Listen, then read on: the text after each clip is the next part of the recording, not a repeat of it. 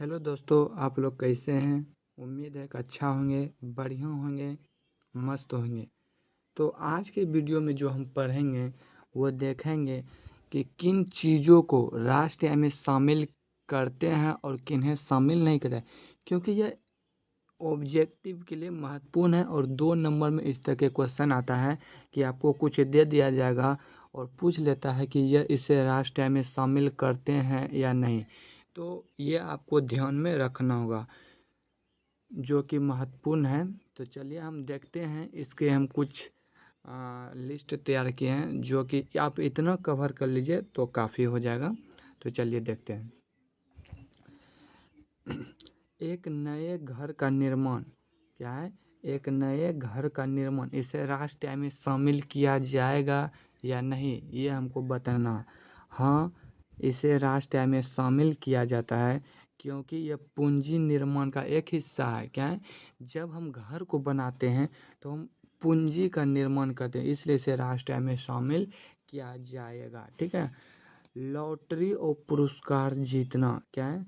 Lottery और पुरस्कार जीतना, इसे राष्ट्रीय आय में शामिल किया जाएगा या नहीं, ये है क्वेश्चन। नहीं, इसे राष्ट्रीय आय में शामिल नहीं किया जाता है क्योंकि यह अर्थव्यवस्था में वस्तु एवं सेवाओं के प्रवाह में कोई योगदान नहीं देता है। तो इसे हम क्या करते हैं? इसे राष्ट्रीय आय में शामिल नहीं करते हैं। ठीक है। एक व्यापारी के पास बड़े शेयरों की कीमत में वृद्धि। मान लीजिए एक व्यापारी है और उसके पास जो शेयर है उसमें वृद्धि हो जाता है, तो क्या उसे राष्ट्रीय आय में शामिल किया जाएगा या नहीं? नहीं, इसे राष्ट्रीय आय में शामिल नहीं किया जाएगा क्योंकि यह अर्थव्यवस्था में वस्तु और सेवाओं के प्रवाह में कोई योगदान नहीं देता है। क्या है? वस्तु एवं सेवाओं के प्रवाह में कोई योगदान नहीं देता है। राष्ट्रीय ऋण पर ब्याज क्या है? राष्ट्रीय ऋण पर ब्याज। ठीक है। नहीं, इसे राष्ट्रीय आय में शामिल नहीं किया जाएगा क्योंकि यह ब्याज सरकार द्वारा उपभोग के लिए ऋण पर चुकाया जाता है। ठीक है। क्योंकि यह सरकार द्वारा ब्याज ऋण पर चुकाया जाता है। मान लीजिए एक नियोक्ता द्वारा अपने कर्मचारी को बिना किराए के दिया गया मकान। ठीक है। मान लीजिए आप एक नियोक्ता है, मतलब कि आप किसी चीज़ का मालिक हो और आप अपने कर्मचारी को एक मकान दे दिए रहने के लिए, तो क्या उसे राष्ट्रीय आय में शामिल किया जाएगा? हाँ, उसे राष्ट्रीय आय में शामिल किया जाएगा क्योंकि वो पारिश्रमिक का हिस्सा होता है। क्या है? वो पारिश्रमिक का हिस्सा होता है। तो आप देखिए इसको। हाँ, इसे राष्ट्रीय आय में शामिल किया जाएगा क्योंकि यह कर्मचारियों के पारिश्रमिक का हिस्सा है। ठीक है, मैंने भी बताया। तो आप देखिए, भारत में किसी विदेशी बैंक की शाखा द्वारा अर्जित लाभ। मान लीजिए भारत में कोई विदेश की कंपनियां जो है भारत में है और वो भारत में लाभ कमा रहा है, तो क्या वो राष्ट्रीय आय में शामिल किया जाएगा?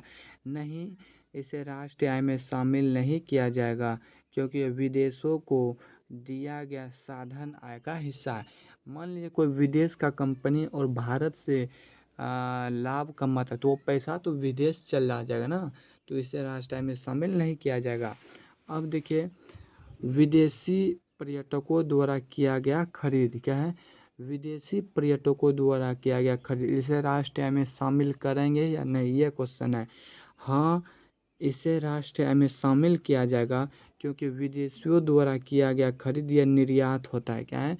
मान लीजिए कोई विदेशी भारत में आके कुछ सामान खरीदता है, वो निर्यात हुआ क्योंकि विदेश वो अपना देश से ले जाएगा या फिर वो खुद कंज्यूम करेगा, तो वो क्या होगा? तो वो निर्यात का एक हिस्सा होता है, तो इसे राष्ट्रीय आय में शामिल किया जाता है। भारतीय निवासी द्वारा विदेशियों को दिया गया किराए के मकान से प्राप्त किराया। क्या है? भारत के जो निवासी है वह जो है विदेशी लोगों को किराए के मकान देते हैं, तो उसे राष्ट्रीय आय में शामिल किया जाएगा या नहीं? हाँ, इसे राष्ट्रीय आय में शामिल किया जाएगा क्योंकि ये विदेशों से प्राप्त साधन आय का हिस्सा है। ठीक है। अब देखिए, एक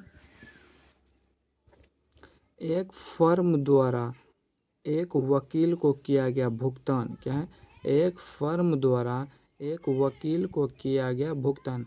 हाँ, इसे राष्ट्र में शामिल नहीं किया जाएगा। क्यों नहीं किया जाएगा? क्योंकि यह जो है उस फॉर्म के मध्यवर्ती खर्चा, तो मैंने आपको बताया था मध्यवर्ती खर्चा और अंतिम वस्तु क्या, अंतिम व्यय क्या होता है। नियोक्ता द्वारा मुक्त चिकित्सा सुविधा उपलब्ध कराना। मान लिया आपको नियोक्ता द्वारा कर्मचारी या किसी को फ्री में चिकित्सा की फैसिलिटीज प्रोवाइड कर दे, इसे राष्ट्रीय आय में शामिल किया जाएगा या नहीं? हाँ, इसे राष्ट्रीय आय में शामिल किया जाएगा क्योंकि यह कर्मचारियों के पारिश्रमिक का हिस्सा होता है ना। आगे हम देखते हैं।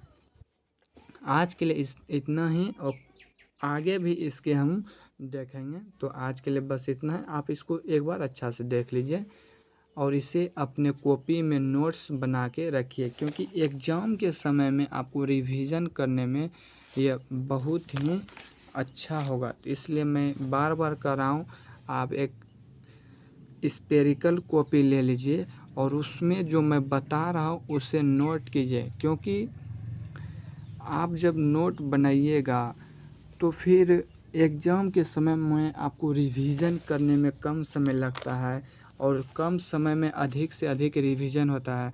और पढ़ाई का सबसे अच्छा तरीका होता है ज़्यादा से ज़्यादा रिवीजन करना। कम पढ़िए परंतु रिवीजन अधिक कीजिए ताकि वो आपको एग्ज़ाम में याद रहे।